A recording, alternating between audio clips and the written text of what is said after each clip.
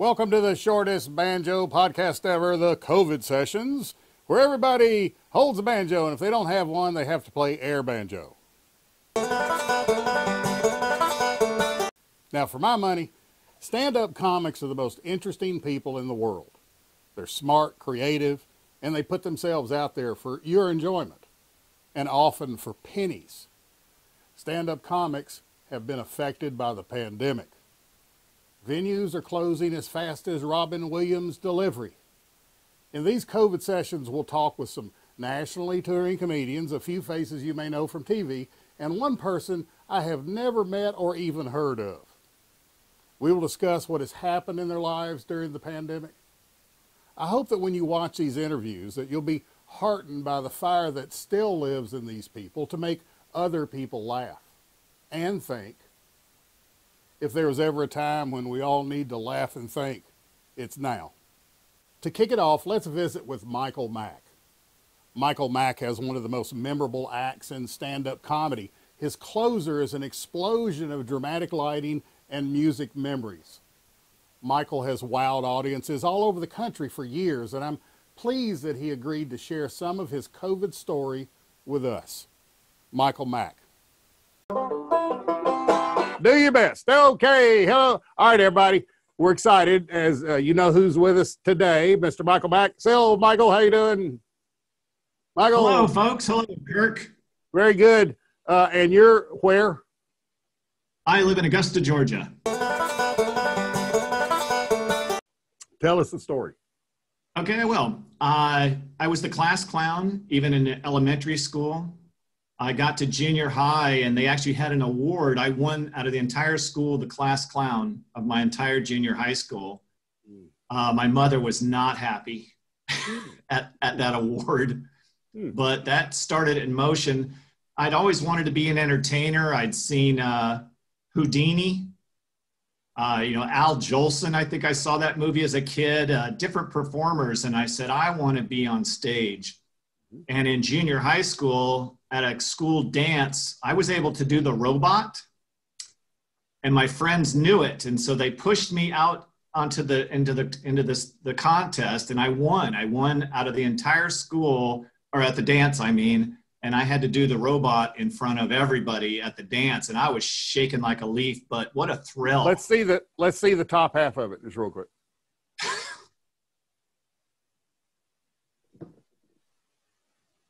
Yeah, now I remember. I was much younger then. Yes. So then, but then as I got into my teenage years, I thought that was a fantasy to be a performer. I just didn't know how to begin. I got into music. I used to play trumpet in the band, but then I switched to guitar. But still, to be a professional performer just seemed like a fantasy. So then I quit high school, and my mother was very upset. And she made me make a deal with her that if I quit high school, I would go to college. So I did. I got a GED, and then I took SATs, and I got into USF.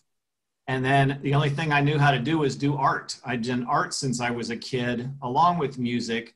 So then I went through college and got a 4-year art degree, a bachelor's in fine art. So then I had a degree, and I was a waiter with a college degree. So I went to the Art Institute of Fort Lauderdale and got a 2-year degree in graphic design and commercial art. So then I graduated first in my class with the highest award, and then I was a waiter with two degrees. And deep in debt from that college. So life was bad. And I also, my girlfriend at the time, we lived together, and we both went bankrupt. We had no money, couldn't find jobs. And then we ended up breaking up, but couldn't afford to move out of the house from each other. So it was a nightmare time in my life. And then I got angry and said, life is just kicking me. And you know what? Screw everything. I'm going to do what I always wanted to do since I was a kid, which is be a comedian. And suddenly I had the drive. But my first writing was sitting in my bedroom hiding from her. We had 2 bedrooms, luckily, and writing a 5-minute set that I found out you could go up at open mic at the local club. You answered one of the questions, whether y'all had separate bedrooms or not. Good. Someone Yeah. wrote that before the show started? Yes, someone. This is from this is a real question from an imaginary person that had somehow through a divination knew that. So anyway, I'm glad to hear there was two veterans. Anyway, I would actually I went to that question because I wasn't going to be able to hear anything else you said after that until that was answered. So thank you. I'm glad. Feel free to ask any question. I got a whole stack of them here right here. Just so you don't go on fantasizing about things. No. Oh no, I don't have any fantasy life. I'll say it. I'm old. So I wrote 5 minutes at a bad time in my life. I wrote 5 minutes and went to the first, it was in Tampa. It was Crackers, which is now Side Splitters, but it was Crackers way back then. And I went up and did my first 5 minute set. And I went up first, which I didn't know then how bad that could be. I got silence for the first 3 minutes. And I thought it was going to be easy, but I was very confused. Like, what has gone wrong? And then the last 2 minutes, I got laughs. Oh. And then multiple people went on stage after me and made fun of me that I was so bad, which I kind of enjoyed. I was still part of the limelight, even though I was the butt of jokes. Sure. So then I rewrote the front half. I rewrote the 3 minutes, threw that in the trash, went to another open mic at another club, which became Comedy Works. I think it was Comedy Corner back then. Yeah. And I did 5 solid minutes and it all got laughs. Nice. But I'll tell you, I was scared to death to go on stage that time, but it worked. And I was hooked. I said, I can fix this. I can make it happen. And I was addicted. I wonder how many, you raise a question. I wonder how many people try it one time, fail, and never try it again. I bet there's a bunch. Because that put the fear in me. I mean, the first time I wasn't scared. I thought it was going to be easy. And, well, that's right. You just get up and laugh. Right. But the second time I was really petrified, knowing how bad it could be. And this is corny as hell, but I was like 5th in the lineup and I'm waiting for my name to be called as comics are going up.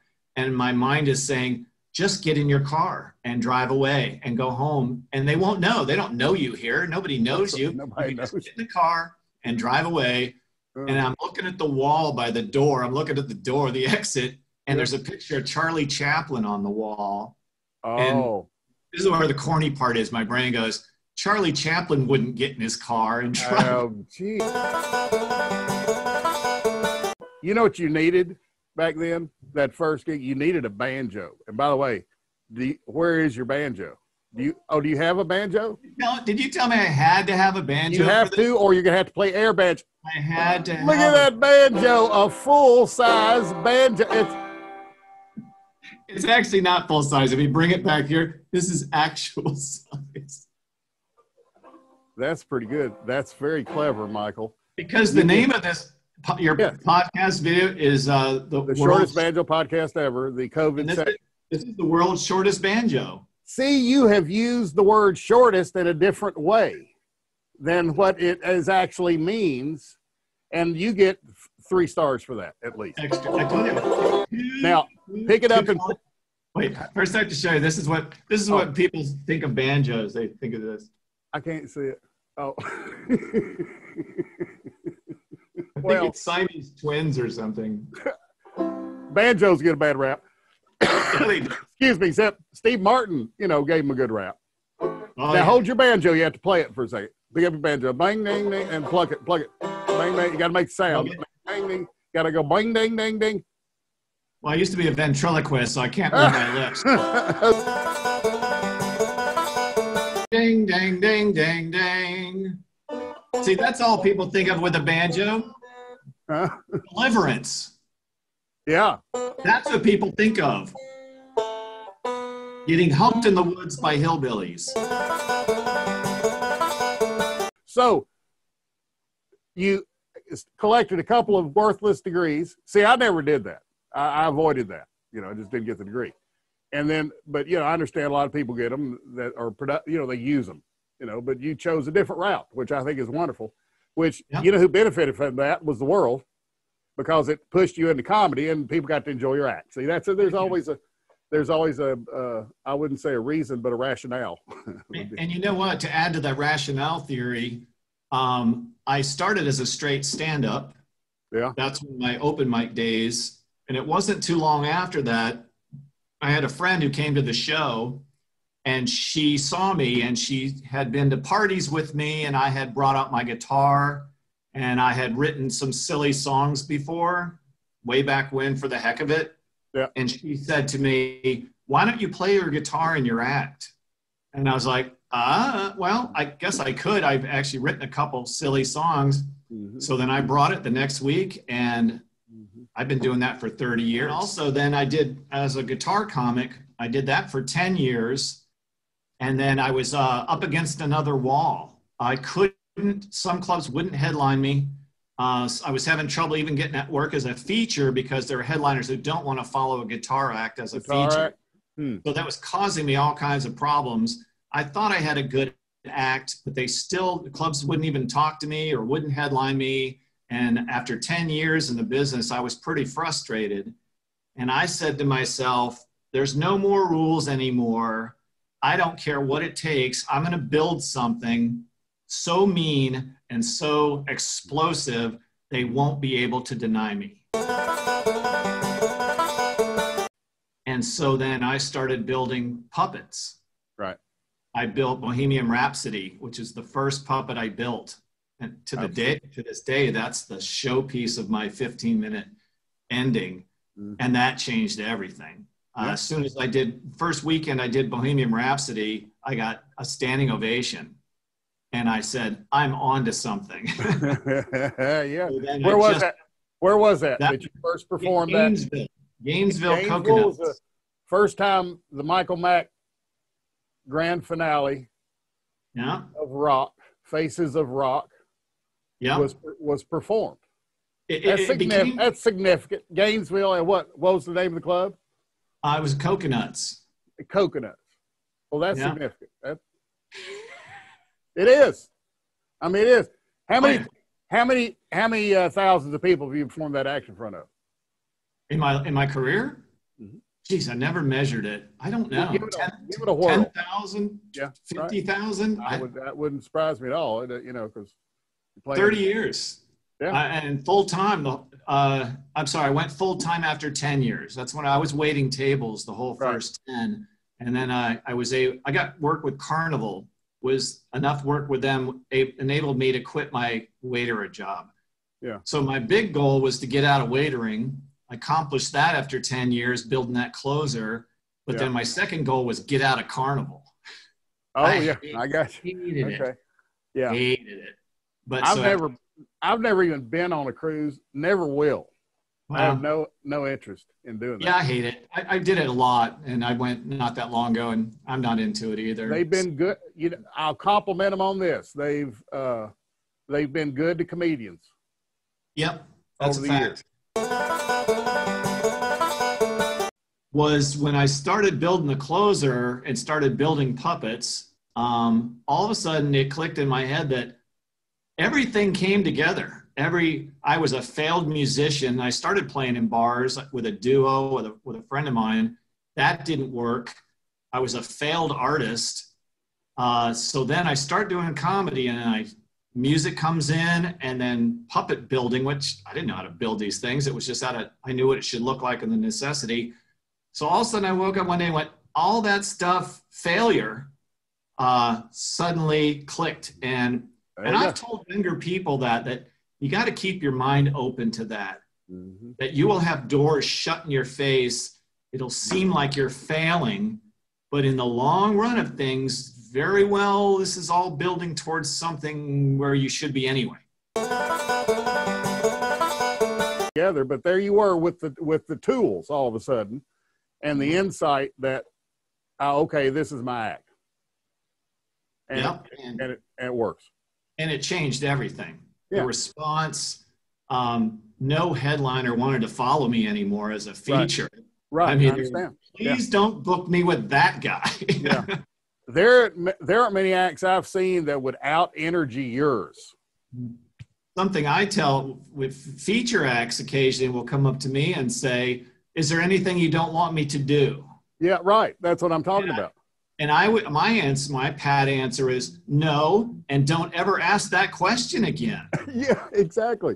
They're like, well, I don't want to upset it. I go, well, make them go to you. If they don't like your act, make them come to you and tell you to quit doing it. Yeah. If your goal is to take that guy's job because he makes 3 times the money you do. I understand. So you don't want to kiss butt is what I'm saying. You want to do the right thing, but don't be going, oh, sir, is there anything you want me to, you want me to rewrite my entire act? I will do that for you. Come on. I would assume you had bookings at the time that the pandemic started. Of course you did, because you book your year out, as much as you can. And so all of a sudden, how many, I'm just curious, how many weeks were canceled? I think it was just 3 high-paying weeks, by the way. And then I was able to pick up two weeks within the thing, both at a major pay cut. Yeah. Which is brutal. Yeah. But that's tough. I mean, comedy pay, not I know. It ain't that great anyway. It hasn't gone up since the 90s, Kirk. To ask for a pay cut, I mean, I understand where they're coming from, and I feel bad because if they're not in business, we don't have anywhere to go. So I understand them asking, but dear God, we've been out of work for a year, and we've been paid low wages for 3 decades, and then a pay cut, just it's crushing. We got to get. Yeah, there was a boom. There was a boom in the 80s. People getting paid way more than they were worth. Absolutely. And I started in 90, and nothing but doomsday. All the comics, like the 80s was gone. I was starting comedy at the worst possible time of my life. I was being told by the older veteran comics, and I just ignored them. I said, I'm going to find a way to make this work no matter what. And I did. I used to talk about it like this. There's 3 levels of clubs. Ones that are doing very well. Some are just doing okay. And then there's the ones who are hanging on by a thread.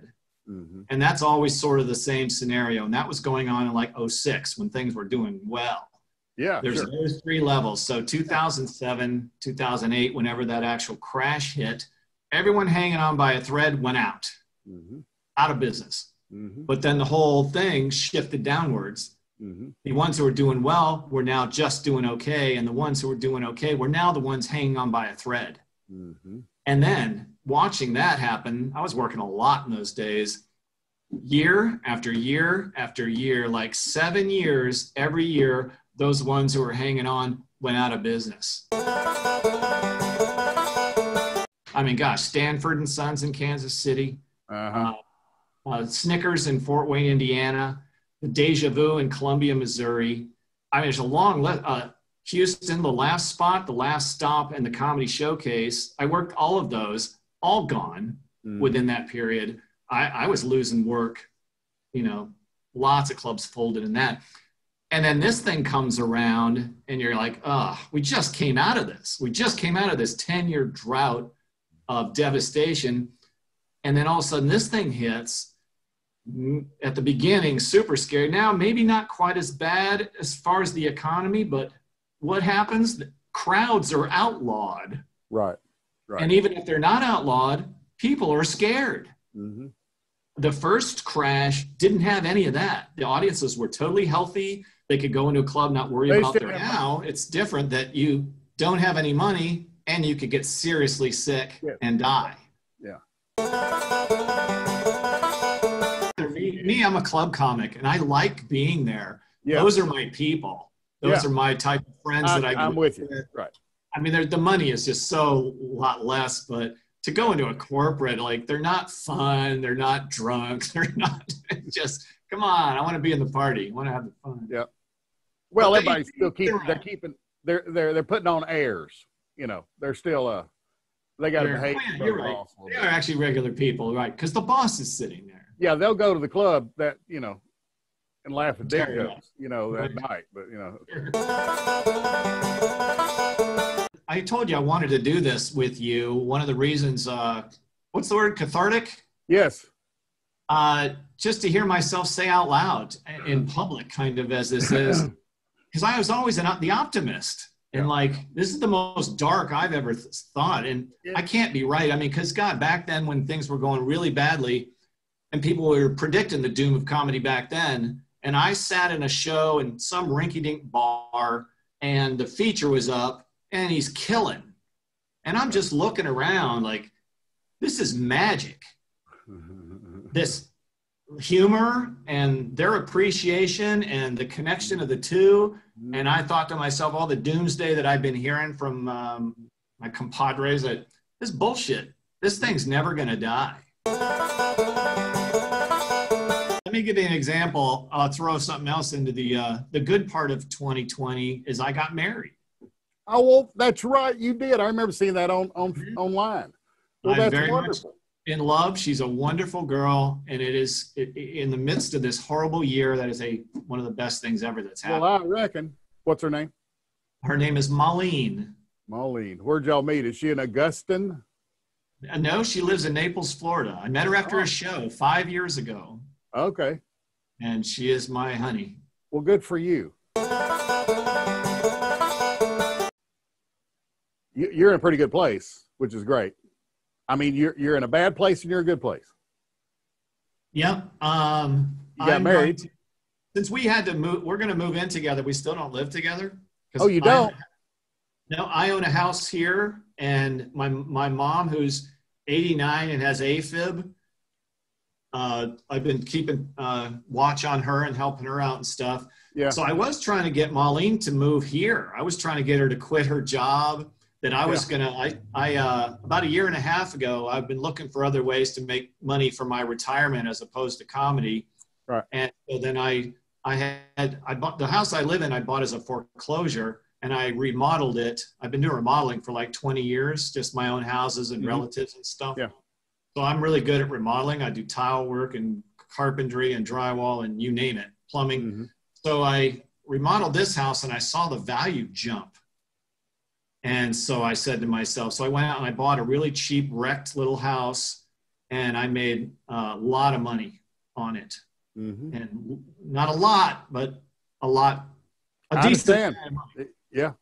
And so, and I remember hating it. It was so much work. There was times I was working 7 days a week, 8 hours a day at hard labor at my age. But I got through it and I made the money, and looking back going, it really wasn't worth it. If you had told me I was going to make this for the amount of labor, but now when this thing hit, I have that money in the bank. I have zero income. I was so lucky. So, I mean, as crushing as this is, I mean, I was looking at real estate being gone. That was going to be my future. Comedy was my future still. I still make really good money when I do work. Right. But both of those like went away overnight. Yeah. And it got real scary. But luckily I had that money. Yeah. And then my next goal is I'm going to finish remodeling this house to its absolute perfection. And then I'm going to sell it. And then I'm going to move down to Naples with my wife in the next few months. So I'll have that money too. So I'm okay. But man, as soon as it hit and I felt terrible for myself, and every time I would feel that, I couldn't help but instantly spin into people who are not as lucky as I am. Yeah. Yeah.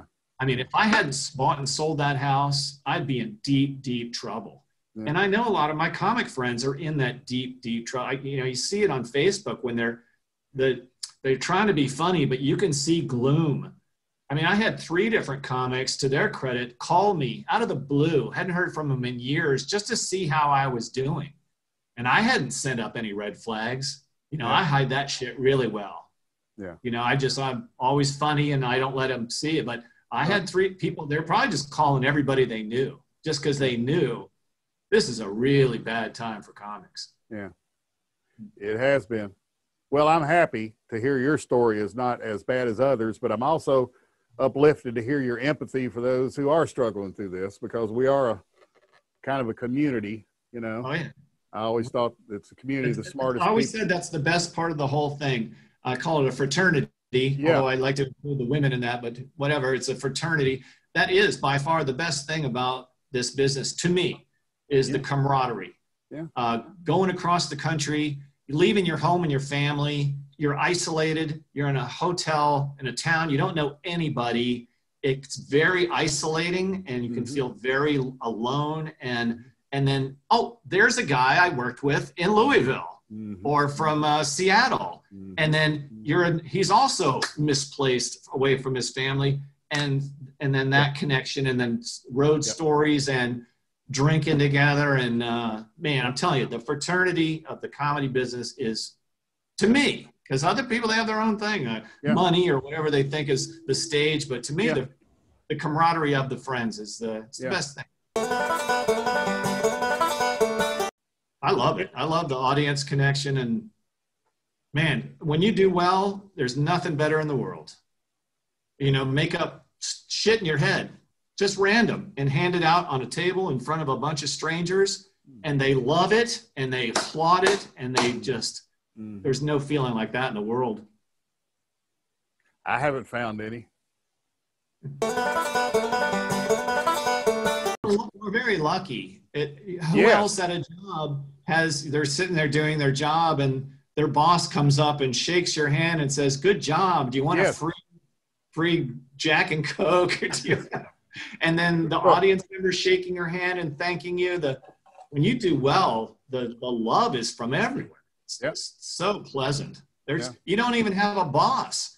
If they're happy, if you made the people laugh, and it's almost like you're totally unsupervised. As long as you put on a good show, like everybody's your friend. It's great. And then when you start selling tickets for the club, because people are coming to see just you, that's where the money jumps. That's where the money is. Right. If you were to take on an animal persona to perform as on stage, what animal would that be? What does this mean? If I were to take on, what does that mean? An animal. I mean, if you were like going to be an animal and get up on stage and perform as an animal, you know. Okay. Okay. Like what if I animal? What animal would you? Suit on, and I would go up and looking like the animal and everything. Okay. Yes. Yeah. My gut is what's my favorite animal, and that's a giraffe. You're a tall, lanky dude. I love giraffe. It's an amazing creature with its head up there and neck. I mean, what an amazing creation. I would be a giraffe. That would be good. How would you make it that funny? You know, he could have just I know. I would play a banjo.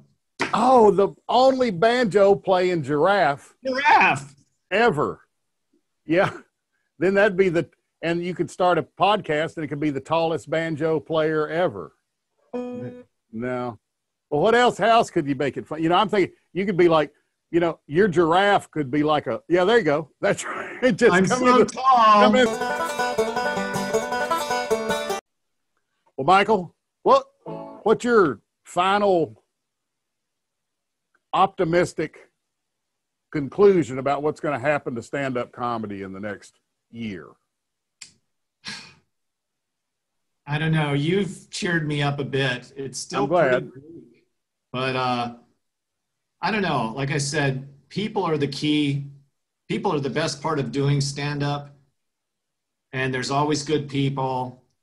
So I have faith in people. I trust people, and I think if we all come together as friends and coworkers, that we can make this happen. I agree. And try to pull up. There's some sad comics out there. I can see it. And so reach out to your neighbors. Yep. Get past that Facebook face. Yeah. Right. See what's really happening with them. Yeah. But we can do it. When Michael is back in the clubs, because it's going to happen, and I'll predict it's going to happen before the middle of next year. It might be New Year's Eve in Louisville, Kentucky at the Caravan. There you go. And I'm talking about when it's fully opened up and everybody can get in there. You've got to go see Michael's act, and it is one of the most entertaining things. And the people that come back and watch again like me. I've seen you, I guess, 8 or 9 times because I worked with you, for a few shows, But you're going to come to Michael's show, and you're going to see it once, and you're going to experience the ending, and then you're going to come back again the next time, and you're going to sit there, and all you're going to think about is you're going to be waiting for that ending, and you're going to have somebody with you. You're going to go, it's going to come up here and just watch it. They're going to be, That's the they're key. going to be going like Bring this. They're your going to be neighbors. going, say again? Bring your neighbors. Yes, that's what I'm saying. They're going to bring somebody with them, and they'll be going, it's going to happen here. Just a minute. It's going to happen. They're going to do the thing. So that's the world that will come back, and that's the world we love. And thanks for helping contribute to that, that experience for a lot of people. Thank you, Kurt. Pleasure to be with you. I had a really good time. Thanks. Me too. Let's play them out. There you go. Bing, ding, ding, ding, ding, ding. Ding, ding, ding.